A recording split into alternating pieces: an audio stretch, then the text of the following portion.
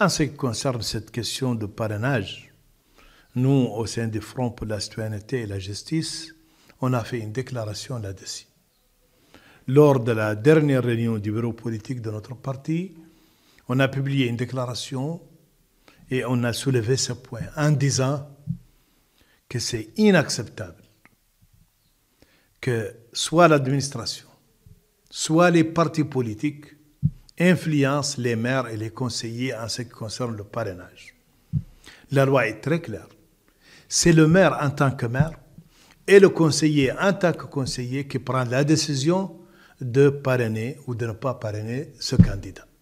Donc, nous croyons que l'intervention des partis politiques et l'intervention de l'administration et le refus, par exemple, dans quelques cas, de l'administration de signer le parrainage, c'est complètement inacceptable parce qu'il faut donner l'occasion à chaque candidat qui peut trouver des conseillers ou des maires qui signent un parrainage pour lui, qu'il sera candidat. Et d'ailleurs, c'est les Mauritaniens qui vont choisir après.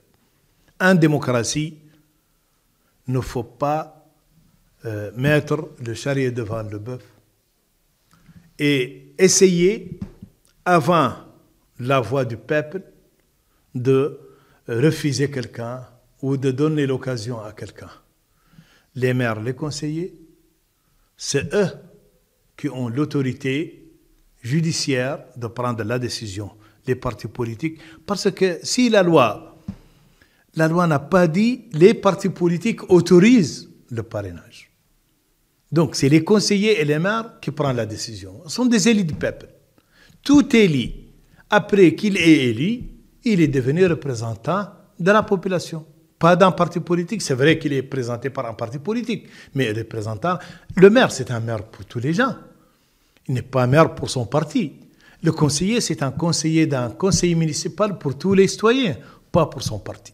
Donc, cette question de parrainage a été gérée d'une mauvaise façon. Et nous croyons que ça ne sert pas ni la démocratie, ni le pluralisme, ni un climat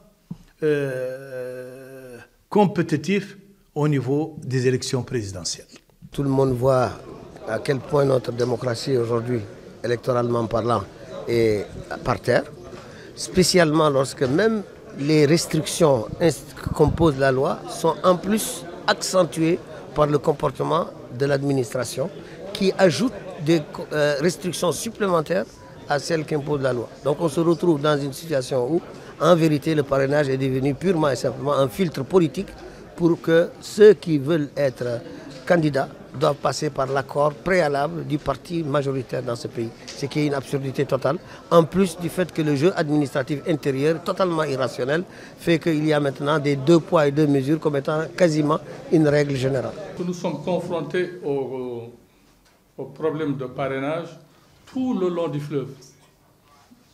Toutes les régions du fleuve, en passant par le Guirimaka, le Gorgol, le Brakna, le Trarza, nous sommes aussi confrontés à ces mêmes difficultés dans les Hauts et dans la Saba, dans le Tirizomour, dans l'Adrar, dans le Tagan et aussi dans l'Ichiri. Donc pratiquement dans toutes les régions, ici aussi à Nouakchott, certains conseillers ont rencontré des difficultés, ici à Nouakchott. Donc pratiquement dans l'ensemble du pays, nous sommes confrontés à ces problèmes qui sont bien entendu, qui viennent du plus haut sommet de l'État, du gouvernement et puis surtout du ministère de l'Intérieur. Ça c'est assuré, c'est connu, c'est documenté.